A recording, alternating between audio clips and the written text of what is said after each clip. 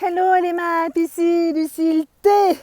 Voilà, 4e jour du sommet de la psychogénéalogie 2021, animé par Lucille T.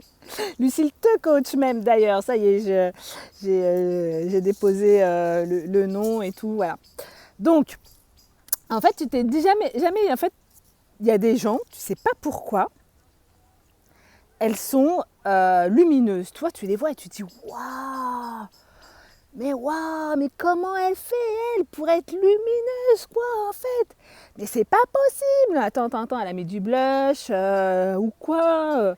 Puis tu te rapproches, tu es comme ça, en boosté et tout. Tu te rapproches de la personne et tu... Et ben non, en fait, elle a pas de blush, pas besoin de maquillage. Et elle est naturellement lumineuse. Et tu dis, mais comment elle l'a fait? D'accord? Eh bien, la première des choses à te poser comme question, c'est quelle est sa relation avec sa mère? Eh ouais, comme je vous ai dit, la psychogénéalogie, bon sang de bonsoir. C'est tout, voilà, c'est en lien, avec la mère. Tout part de la mère et du père. Donc, pour savoir reconnaître si une personne est en paix avec sa mère, et si elle a toutes les chances de réussir sa vie, de vivre pleinement épanouie, d'être magnétique, d'être authentique, d'être pétillante, d'attirer à elle tout ce qu'elle veut, eh bien, c'est qu'elle est en paix avec sa mère.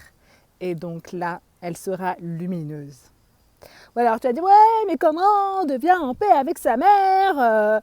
Tu nous parles que de notre mère et de notre père, et on fait comment? Eh bien, c'est simple, je te l'ai déjà dit. Dis-lui merci. Ouais, mais elle m'énerve, patati, patata. Ben ouais, mais en même temps, t'es sur Terre. Est-ce que t'es contente d'être sur Terre? Alors, t'en as qui vont te dire, ouais, non, fais chier, je suis pas contente d'être sur Terre. Et pourquoi t'es pas content d'être sur Terre? Ben, je veux dire, tu respires, t'habites en France, c'est un super pays. Enfin, alors là, moi, je suis en France. Donc, voilà, enfin, en France, c'est un super pays. La condition de la femme, elle est quand même au top par rapport à d'autres pays. Donc, pourquoi on se plaindrait, quoi? On est quand même, on a la liberté de s'exprimer, de parler par rapport à certains autres pays où c'est carrément difficile, voire c'est dangereux pour sa vie de s'exprimer. Eh bien, et malgré tout, il y a des gens qui disent ouais non, je suis pas contente, il y a ça qui va pas, il y a ça qui va pas. Oui, eh bien, il y a aussi peut-être pourquoi ils sont pas contents, c'est parce qu'ils sont peut-être aussi sous un poids familial, comme je disais. Hein, Jung a dit, enfin c'est pas moi qui le dis, c'est Jung, qui dit que tout ce qui n'a pas été mis en conscience se répète à la génération d'après et s'amplifie et s'amplifie. D'ailleurs, il y a même eu une étude scientifique qui a été menée en 2012 de mémoire par des chercheurs américains qui ont fait une expérience sur la cerise, enfin la fleur de cerisier et les souris. Et donc c'était quoi l'expérience? C'était de se dire, là j'ai dévié de la femme, comment elle devient, comment reconnaître en fait, comment être lumineuse tout simplement, c'est être en paix avec sa mère, d'accord? Comment tu deviens en paix avec ta mère, je te l'ai dit, c'est tu vas lui dire merci et tu trouves les moyens pour le faire. Si tu n'y arrives pas toute seule, eh ben, tu me contactes et moi je t'aide. C'est mon job de t'aider et je me ferai vraiment une joie vraiment immense de t'accompagner. Donc je reviens à mon idée et puis voilà, à mon histoire de souris, parce que les souris, pour vous expliquer, hein, vous retrouverez l'étude sur internet, vous tapez souris et cerises et fleurs de cerisier, étude menée en 2012 de mémoire, pour vous expliquer l'impact de la psychogénéalogie sur les gènes et comment le traumatisme se transmet de génération en génération. Donc il y a des chercheurs qui ont fait appel à une souris. Ils l'ont mis à côté d'une fleur de cerisier. Donc là c'était nickel, tout allait bien, la souris elle était au taquet quoi, en fait elle était super bien. Et puis à un moment, bing, ils lui ont mis un coup de taser, comme ça. Et là la souris elle a vécu un traumatisme. Et puis d'où toi, elle s'est dit, mais what quoi, pourquoi quand j'essaye de me rapprocher de cette fleur, de cette fleur quoi, en fait, de cerisier, jusqu'avant c'était nickel, et puis là, toi, j'ai un truc là qui vient me marquer. Donc elle y retourne et tout, elle se dit, ouais, c'était peut-être une fois quoi, en fait, donc allez, j'y retourne en mousse dé et tout, ni vu ni connu, je retourne vers la fleur de cerisier parce que ça sent super bon quoi, la fleur de cerisier.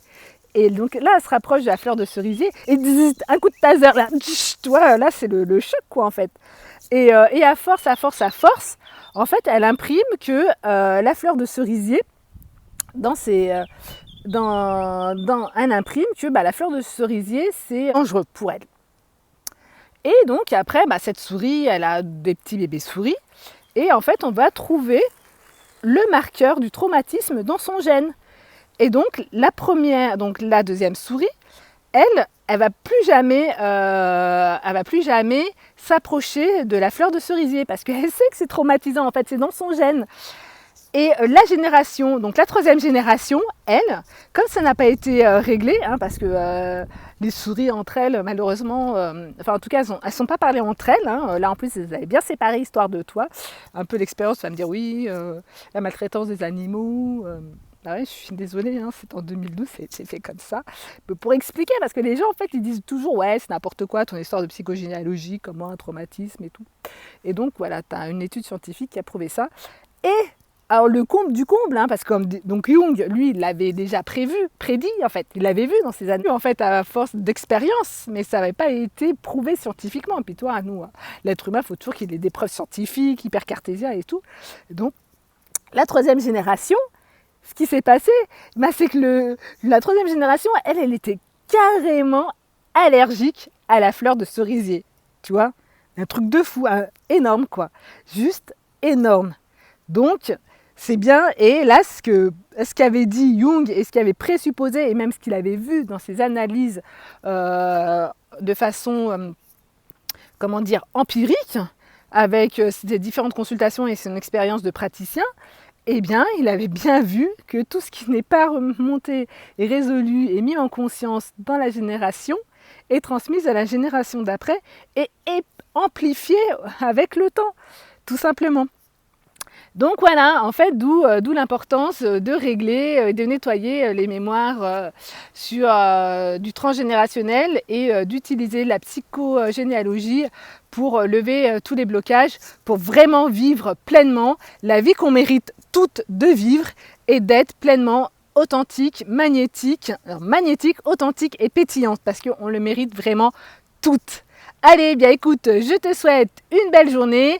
Partage, like, commente et je te dis à très bientôt pour nos derniers jours du sommet de la psychogénéalogie 2021.